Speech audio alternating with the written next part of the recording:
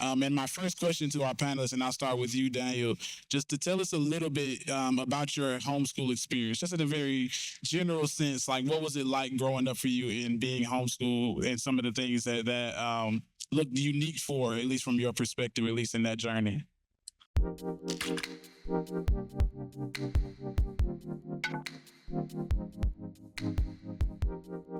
Great question. Intentionality is one word that comes to mind when I think about my homeschooling experience, whether it be the village that helped teach me and my parents.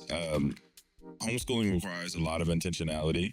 And I think that, again, is one of the key parts in having a successful homeschooling.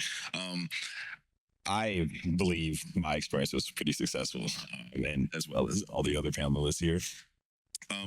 But I think I was given the freedom to learn how I learn, which is a big part because everyone's different, right? And you have to be able to adjust and work with your kid with that.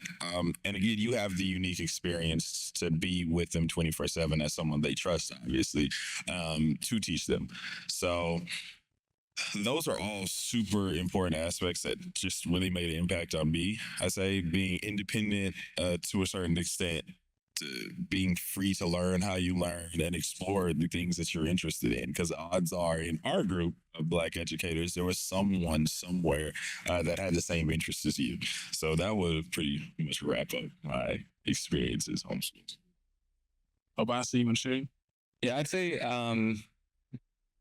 following the train of like one word, I would say independence, I guess, would describe my homeschool experience. I feel like I was given a lot of freedom. On an earlier panel today, somebody was saying that when their kid went to college, they were like, this is just homeschooling. And I felt like very much like that when I went to college, that like the kind of choose your own adventure of college, but also just feel like, you have some time in class, but then you have a lot of time when you're like doing it your own way, like figuring it out like on your own, with the support of your parents and of your like community. I was talking about like, for me, homeschooling was very much a way for me to just be able to kind of do my childhood the way that I wanted to do my childhood, and the way that my childhood like made the most sense to me, do my education the way that made the most sense to me. So I really liked, I think, the independence of the experience. Since we're doing one words, I would say exposure for me. My mother homeschooled my three brothers and I from kindergarten all the way through 12th grade. And even in that experience, we had a lot of different types of exposure. And so we were a part of DCHE ourselves all the way through. When we were in high school, we also were a part of Northeast Independent Preparatory Academy. And so with that, we had different learning experiences. And so kindergarten through middle school, it looked like my mother being the primary educator at home. And then when we were in middle school, but definitely in high school, had the opportunity to take classes with other homeschool students through those different organizations or co-ops that we were a part of. Was able to do learning through Georgia Virtual Academy, take some online classes there. I was able to do in my senior year, able to do a year at Clayton State University in doing that dual enrollment. And so I would say exposure to different learning opportunities. Similar to what Obasi said, it was like college in a lot of ways. We would go to class one day or 2 days a week, and it's on you to finish the things. And so when we get to college, it felt very normal to be able to do that.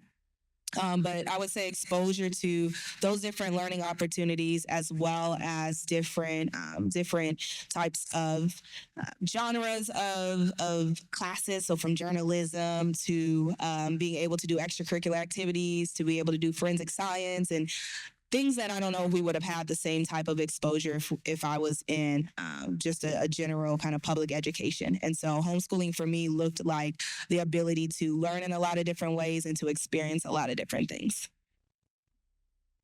Yeah. Okay, so I will definitely echo what you all are saying. I think that with homeschooling for me, there was a lot of flexibility and opportunities. So growing up, like as a child, so my parents homeschooled me and then my 3 other siblings. And so from like K through, I guess, even like 12th grade, we were always like traveling and going to different places. So getting very like hands-on into different experiences that we might have been reading about or learning about. And then an extension of that, my father was always finding random opportunities that we were part of and joining, whether it was like after school programs at like local universities or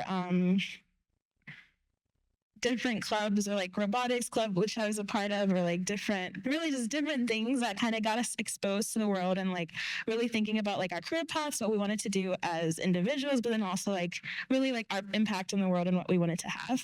So I'd say like really just kind of getting exposed, as you all are saying, but also like having the flexibility to try things out, even if it's not something you like foresee yourself doing. So for example, I like had a chance to go to a program at Auburn